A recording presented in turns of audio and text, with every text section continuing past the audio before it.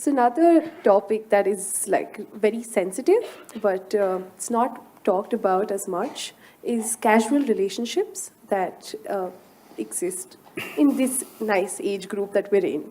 So yeah, I'm just going to say good things about us.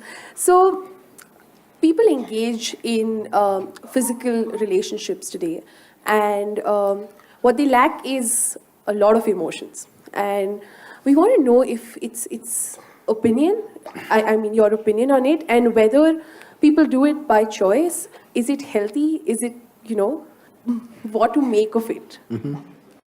Can I tell you a joke? Yes, please.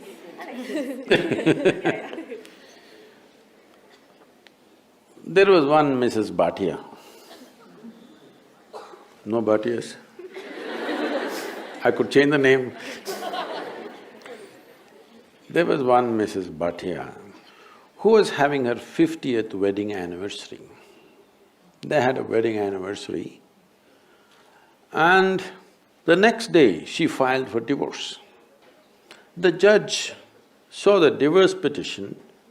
He was also a good family friend.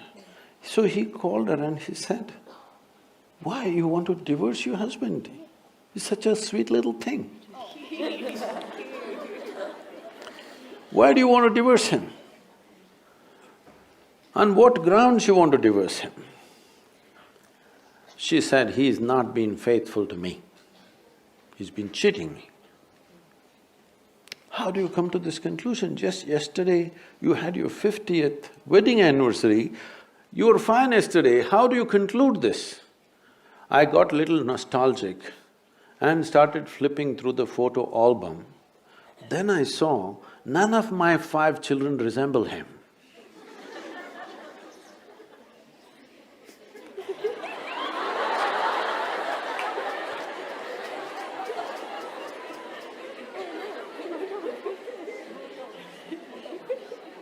So, right now, do you remember how your great-great-great-great-great-grandmother 10 generations ago looked like? You don't. But her nose is sitting on your face right now. Your body remembers, yes or no? Yes. Your body remembers even the skin tone of your forefathers a million years ago, it still remembers, not forgotten. So what you're calling as my body is an enormous amount of memory, isn't it? What you carry in your brain as memory is minuscule. What you carry in your body, there is evolutionary memory, there is genetic memory, there is karmic memory, there are articulate and inarticulate levels of memory. There is so much memory. You think you know how to walk right now, please understand, only because your body has built up that memory. If your body forgets, you won't be able to walk. So, the amount of memory for every simple thing that you do, you know what to eat, what not to eat, how to eat, you must put it in your mouth, not in your ears. This may look funny, but you would not know if you don't remember. So, your body is a repository of tremendous amount of memory and it's picking up all the time. If you walk from here to here, there may be 50 different kinds of mild smells. You may not consciously notice, but the body is picking it up and it recognizes. All the time it's recognizing, that's how you know what is good smell, what is bad smell, this is this smell, that is…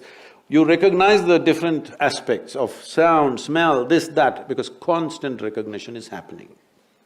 So this body memory, traditionally in this culture, we call this as runanubandha. That means physical memory that you build. You can either consciously build your physical memory or you can simply take in wild amounts of memory and go through lots of physical confusion. So wherever there is impact, I don't know if you still have these things, maybe in your generation is gone, but still there will be people in Bangalore city, if you ask them to… if you try to give them salt, they won't take it, they'll say, keep it there. If you try to give them sesame seeds, they will say, please keep it there. Because they have recognized many substances which can easily carry your memory and it will become mine if I take it. So I don't want to take in memory. This is the reason why generally in this culture, touching each other, shaking hands, these things are avoided. We touch our own two hands and do namaskaram because we don't want to go on picking up memory. Because if I as much as touch this memory, it remembers. You try this with 4 of your friends, you touch their hands. Don't try to consciously remember, every day touch their hands, forget about it. Tomorrow, if that person comes and touches you, you know it's this hand, isn't it? So the body remembers, it's not the mind. The physical body remembers, this is called as runanubandha. When there is a sexual interaction or there is any kind of intimacy which involves thought, emotion and body, the amount of memory that is left in your system is very big. It is from this context they said you must keep this as simple as possible. There are other aspects where in certain tantric process and all they're involving, they are preparing themselves for years to distance themselves from the body in such a way that the body doesn't pick up anything from anywhere. This is being done like a sadhana, not as sexual promiscuity.